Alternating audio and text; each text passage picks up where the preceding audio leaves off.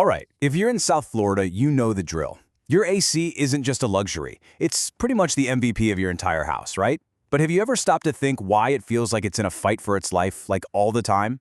Well, that's exactly what we're digging into today. This crazy, one-of-a-kind war between the Miami climate and your poor air conditioner. I mean, it's the question every single homeowner down here asks themselves eventually, usually while sweating. You hear about your friends up north, in other states getting a solid 2 decades out of their AC units. Meanwhile, yours decides to give up the ghost way, way sooner. So what gives? Why is that? And look, the numbers don't lie. They really tell the whole story. Nationally, you can expect an AC unit to last a good 15, maybe 20 years. But down here in Florida, we're crossing our fingers to get 10 to 15. That is a huge difference. And trust me, it's not just a string of bad luck. Okay, so here's the absolute key thing you've got to understand.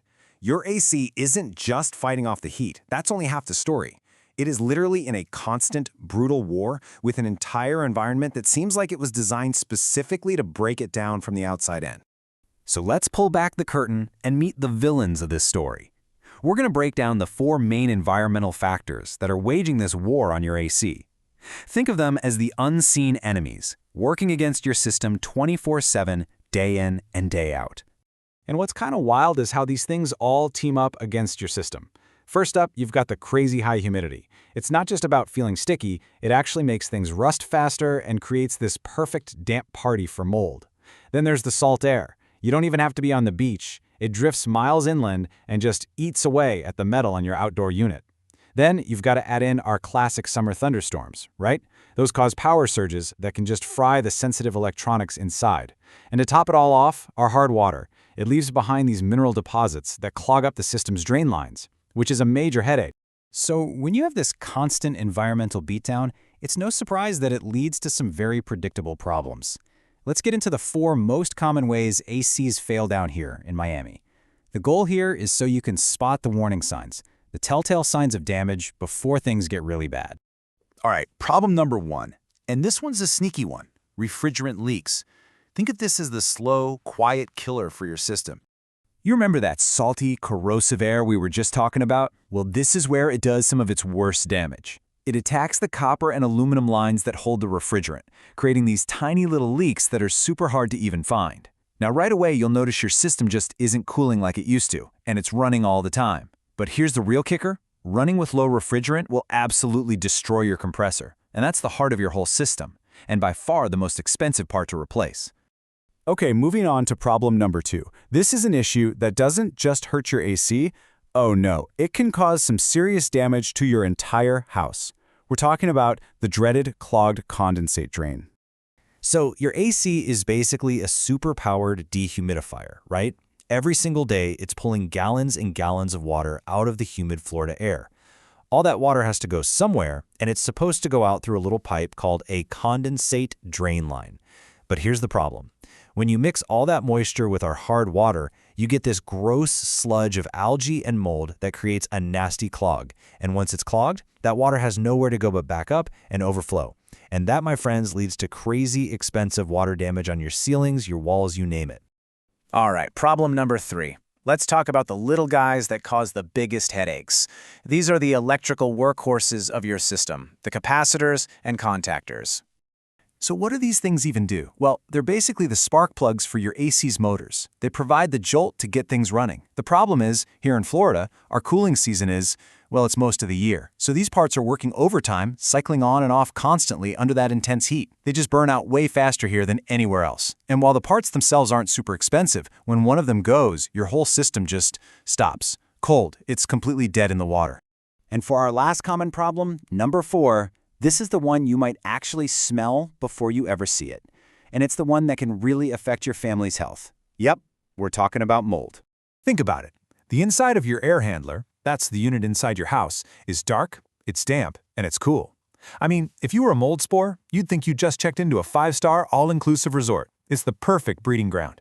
And once it takes hold on the coils, it uses your ductwork like a superhighway to pump allergens and that nasty, musty smell into every single room of your home. Suddenly, the system that's supposed to bring you comfort is actually making the air unhealthy.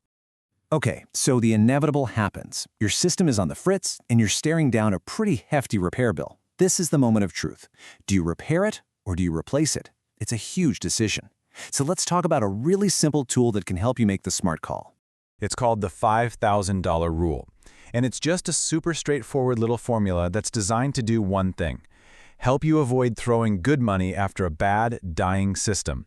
It takes the guesswork out of it and gives you a clear, numbers-based reason to either fix what you've got or invest in something new. And it is so easy to use. Seriously. Just take two numbers, the age of your AC unit in years and the cost of the repair you were just quoted. Multiply them together, age times repair cost. If that final number is more than $5,000, it's a pretty strong sign that replacing the unit is the smarter financial play. So, check out the example here. You've got a 12-year-old system and a $500 repair bill. 12 times 500 equals $6,000. That's over the $5,000 mark, so, ding ding ding, it's probably time to start shopping for a new unit. But wait, what if you'd rather not even get to that point in the first place? I mean, who would? So let's flip the script. Here's your proactive playbook. This is a winning strategy to get ahead of these problems, save yourself a ton of money, and maybe even squeeze a few more years out of your system. Okay, your number one move, especially if you're in the market for a new system, is to think efficiency. The magic word is SEER, S-E-E-R. That's the rating. And let's be real, in a place like Florida where your AC is basically running nonstop, even a small upgrade in that SEER rating can have a massive impact on your monthly bills. So let's just compare them side by side.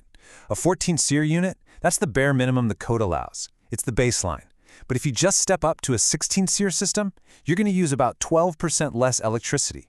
Now, what does that actually mean for your wallet here in Miami? We're talking $200 to $300 in your pocket every single year.